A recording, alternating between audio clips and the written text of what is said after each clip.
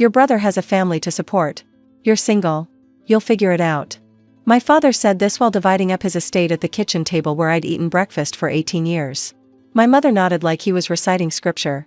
My brother Marcus smirked and squeezed his wife's hand. I said nothing. Because what do you say when your own family erases you from the future they're planning? That was 2 years ago. Last Thursday, my father's estate lawyer called me. Not to apologize. Not to say they'd reconsidered. He called because he needed help with a $200 million real estate merger, and every major firm in Chicago had recommended the same person. Me. When he Googled my name and saw founding partner, Whitmore Capital, $2.1 billion portfolio, he dropped his coffee. Then he called my father. Then my father called my brother. Then my brother called his wife. Then all of them showed up at my office downtown, standing in my lobby like strangers waiting for permission to exist in my world. Me. But I'm getting ahead of myself. Let me tell you how the daughter who got nothing became the woman who built everything. Me? My name is Simone Whitmore. I'm 34 years old, and I run one of the most successful real estate investment firms in the Midwest. We specialize in commercial acquisitions, urban redevelopment, and turning forgotten properties into gold mines. But 2 years ago, I was just the unmarried daughter who worked too much and visited too little. The one my parents introduced at church as Marcus's sister. The one who got a card on her birthday, sometimes, and a phone call on Christmas if someone remembered. Marcus was the golden child. Played football in high school. Married his college sweetheart. Had 2 kids by 30. Did everything in the exact order my parents expected. I got a finance degree. Then an MBA. Then a job at a commercial real estate firm where I worked 80-hour weeks while Marcus coached Little League and posted family photos that got 200 likes. My parents never asked about my work. Never asked about my deals. Never asked why I couldn't make it to Sunday dinner, again. They just assumed I was lonely and struggling, because that's what single women in their 30s must be. Right? The family meeting happened in October, 2 years ago. Dad had been diagnosed with early-stage Parkinson's. Nothing immediately life-threatening, but enough to make him think about the future. He gathered us in the living room, me, Marcus, Marcus's wife Brittany, and Mom. I've been thinking about how to divide things fairly, Dad said, shuffling papers like a CEO at a board meeting. Marcus has a family. Kids to put through college. A mortgage. Real responsibilities. I waited for my name. For my responsibilities. For any acknowledgement that I existed. Simone, you're single. No kids. No mortgage. You've always been independent. You'll figure it out. He said it like it was a compliment. Like being erased from the family legacy was a testament to my strength. So Marcus gets the house, the rental property, and 60% of the retirement accounts. Simone gets 40% of the retirement accounts. That should be fair. I did the math in my head. Marcus was getting approximately $890,000 in assets. I was getting roughly $120,000. My mother nodded. That makes sense. Marcus has the grandchildren to think about. Brittany smiled at me with something that looked like pity. Don't worry, Simone. When you finally settle down, things will be different. Marcus didn't even look at me. He was already texting someone, probably telling them about his windfall. I stood up. Okay. That was all I said. One word. Then I picked up my purse, walked to my car, and drove back to Chicago. 3 hours of silence. 3 hours of replaying every moment I'd been overlooked, underestimated, dismissed. By the time I got home, I'd made a decision. I was done waiting for my family to see me. I was going to build something so big they couldn't look away. I'd been working at Kessler Commercial Real Estate for 7 years. I was their top dealmaker. I'd closed more transactions than anyone in the company's history. But I was still an employee, still building someone else's empire. That Monday, I walked into my boss's office and resigned. Simone, you're making a mistake, Gerald Kessler said. You're 6 months away from making partner. I don't want to make partner, I said. I want to make history. I cashed out my 401k. Took the penalty. Used the $340,000 I'd saved over 7 years of living like a monk. Found 2 investors who believed in me, a retired developer named Eleanor Vance and a tech entrepreneur named David O'Yelleran who made his money in logistics software. Together, we launched Whitmore Capital with $4.2 million in initial funding. Our first deal was a condemned warehouse on the south side that everyone said was worthless.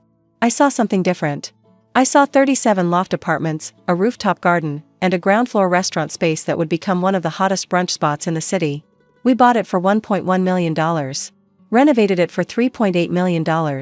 Sold the units for a combined $14.2 million. That was deal number 1. By the end of year 1, we'd completed 11 acquisitions. By the end of year 2, our portfolio was worth $2.1 billion. We had 47 employees, offices in Chicago and Detroit, and a waiting list of investors trying to get in. I didn't tell my family any of this. When my mother called on Christmas, I said work was fine. When Marcus texted to ask if I was still doing that real estate thing, I said yes. When my father emailed to remind me that the inheritance documents needed my signature, I signed them without comment. I let them keep their image of me, the struggling single daughter who would figure it out. I had no interest in correcting them. The truth would reveal itself eventually. It revealed itself last Thursday. My assistant buzzed my office at 9 a.m. Ms. Whitmore, there's a Harold Pemberton online too. Says he's an estate attorney from Springfield. Needs counsel on a major real estate transaction. Pemberton. I knew that name. He was my father's lawyer. The one who drafted the inheritance documents I'd signed without protest. Put him through. Ms. Whitmore? His voice was professional, clipped. I'm Harold Pemberton. I represent several clients in Central Illinois, and I'm working on a complex commercial acquisition. Multiple referrals led me to your firm. I understand you specialize in urban redevelopment and mixed-use conversions. That's correct. Excellent. The deal involves a former manufacturing complex, about 340,000 square feet. The buyer wants to convert it into residential and retail space. It's a $200 million project, and frankly, it's beyond my expertise. I need a partner who understands the development side. Send me the details. We can schedule a consultation next week. Before I do, I like to research my partners. May I ask how you spell your last name? Whitmore. Whitmore. I heard typing. Then silence. A long silence. Ms. Whitmore. Simone Whitmore? Yes. From Springfield originally? Daughter of Raymond and Patricia Whitmore? That's me. More silence. I could almost hear his brain recalibrating. I'm looking at an article from Crane's Chicago Business. Whitmore Capital crosses $2 billion threshold, founder named to 40 under 40. That's you. It is. Ms. Whitmore, I need to call you back. The line went dead. I leaned back in my chair and smiled. The dominoes were starting to fall. 20 minutes later, my assistant buzzed again. Ms. Whitmore, there's a Raymond Whitmore on line 1. Says he's your father. He sounds upset. Tell him I'm in a meeting. I'll call back when I'm available. He says it's urgent. Everything is urgent to people who've never had to wait for anything. I didn't call back. Not that day. Not the next. On Saturday morning, I was reviewing contracts in my corner office, floor-to-ceiling windows overlooking the Chicago River, when security called up. Ms. Whitmore, there are 4 people in the lobby asking to see you. They say they're family. Raymond, Patricia, Marcus, and Brittany Whitmore. They'd driven 3 hours. Without calling. Without asking if I was available. Because that's what my family did, they showed up when they wanted something and expected the world to accommodate them. Send them up. I stayed behind my desk. Let them come to me. The elevator opened directly into my reception area, all glass and marble and modern art that cost more than my parents' house. My assistant offered them water. They refused, too busy staring at the view, the furniture, the framed magazine covers on the wall. When they walked into my office, my father stopped in the doorway like he'd hit an invisible wall. Simone? Dad? Mom? Marcus? Brittany? I nodded at each of them but didn't stand. This is a surprise. My mother's eyes were darting around the room, the original artwork, the Italian leather chairs, the antique globe that had belonged to a railroad baron. This is your office? It is. You own this company? Marcus asked. His voice had an edge I'd never heard before. Something between disbelief and accusation. I founded it. I run it. And yes, I own the majority stake. $2 billion. My father's voice cracked. Harold said your portfolio is worth $2 billion. 2.1, as of last quarter. We're projecting 2.6 by year end. Brittany sank into one of the chairs without asking. Why didn't you tell us? I looked at her, really looked at her, for the first time in years. When would I have told you, Brittany? At the family meeting where you told me not to worry because things would be different when I settled down? Or at Christmas when you asked if I was still doing that real estate thing like it was a hobby? Simone. My mother stepped forward. We didn't know. How could we have known? You could have asked. I stood now, walking to the window. The city sprawled below me, buildings I'd bought, developments I'd funded, neighborhoods I'd helped transform. In 2 years, not one of you asked a single question about my work. Not one. You assumed I was struggling because that fit the story you'd already written about me. My father cleared his throat. We need to talk about the inheritance. There it was. The real reason they'd come. What about it? Obviously, the situation has changed. We need to revisit the distribution. Make it more equitable. I laughed. Not a bitter laugh. A genuine one. More equitable? Dad, I've made more money this month than your entire estate is worth. I don't need your house. I don't need the rental property. I don't need anything from you. Marcus stepped forward. That's not the point. The point is fairness. Your family. You should get your share. Funny how fairness matters now. I turned to face him. 2 years ago, you sat at that table and smirked while Dad gave you everything. You didn't say a word. You didn't suggest we split things equally. You just took it. I have kids, Simone. I have responsibilities. And I had a company to build. Which I did. Without any help from any of you. My mother was crying now. Quiet tears rolling down her cheeks. Simone, please. We're sorry. We made a mistake. A mistake? I shook my head. A mistake is forgetting a birthday. What you did was a choice. You chose to see me as less than. You chose to value Marcus's life over mine. You chose to erase me from the family future because I didn't fit your picture of success. We didn't erase you, Mom. You introduced me at church as Marcus's sister for 20 years. You shared his photos in the family chat but never mine. You asked about his kids, his job, his marriage, and you asked me when I was going to settle down, like my life was a waiting room for something real to begin. The room fell silent. My father sat down heavily. For the first time, I noticed how old he looked. The Parkinson's had progressed. His hands trembled slightly. No. I was wrong, he said quietly.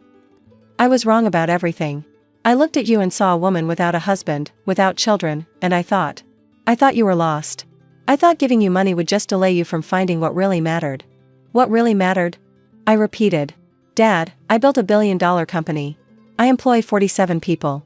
I've revitalized neighborhoods that were falling apart. I've created hundreds of housing units in a city that desperately needs them. That's what matters to me. That's always what mattered. I know that now. Do you? Or do you just know that I have money now, so suddenly I'm worth seeing? He flinched like I'd hit him. Marcus stood up. Look, Simone. I get it. We messed up. But we're here now. We want to make it right. Just tell us what you need. I walked back to my desk and sat down. I don't need anything from you, Marcus. That's what you're not understanding. I needed you 2 years ago. I needed someone to say, hey, wait, this isn't fair. I needed my brother to stand up for me. I needed my mother to see me. I needed my father to believe I was worth something even without a ring on my finger. We can't change the past, Brittany said softly. You can't. I opened my laptop. But I'm not interested in rewriting history or pretending we're something we're not. You came here because Harold Pemberton Googled me and suddenly I became worth knowing. That's not reconciliation. That's opportunism. My father stood. What do you want us to do, Simone? Beg? I want you to leave. And I want you to think about something on the drive home. I looked at each of them in turn. You had a daughter who was smart, driven, ambitious, and capable of extraordinary things. And you missed it. Not because I hid it, but because you never bothered to look. Nobody moved. My assistant will show you out. They left in silence. No arguments. No dramatic pleas. Just 4 people realizing that the person they dismissed had become someone they couldn't afford to ignore. That was 6 days ago. Yesterday, I got a letter from my father. Handwritten. 6 pages long. He wrote about watching me grow up, how I was always different from Marcus, quieter, more focused, always reading books about business and money while other kids played outside. He wrote about how scared that made him. Scared because he didn't understand me. Scared because he couldn't protect me from a world that seemed too big for a girl from Springfield. He wrote about the day I was born. How I came out screaming louder than Marcus. How the doctor said, this one's going to be a fighter. He wrote that he was sorry. Not for the inheritance, that was just money. He was sorry for not seeing me. For not asking. For letting his fear of not understanding me turn into indifference. He wrote that he didn't expect forgiveness. He just wanted me to know that he saw me now. Finally. Completely. I read that letter 3 times. Then I put it in my desk drawer next to the Crane's article and the 40 under 40 certificate. I haven't written back. Not yet. I don't know if I will. But something shifted when I read those words. Not forgiveness, that's too simple. More like, release. I'd spent 2 years building an empire partly fueled by the need to prove them wrong. Now that they'd finally seen me, I had to figure out what came next. This morning, I closed the biggest deal of my career, a $340 million acquisition of a waterfront development that will transform Chicago's South Side. My investors are thrilled. My team is celebrating. The mayor is issuing a press release. And I'm sitting in my corner office, looking at the city I've helped reshape, thinking about a kitchen table in Springfield where a man once told me I'd figure it out. He was right about one thing. I did figure it out. Just not the way he expected. My phone buzzes. It's a text from Harold Pemberton. Ms. Whitmore, my clients are very interested in proceeding with the development project. Would you be available to meet next week? I smile and type back, send the details. My team will be in touch. Because that's what I do now. I build things. I transform things. I take what other people see as worthless and turn it into gold. Including myself. Dad said I got nothing. Turns out, nothing was exactly what I needed. It gave me the freedom to build everything.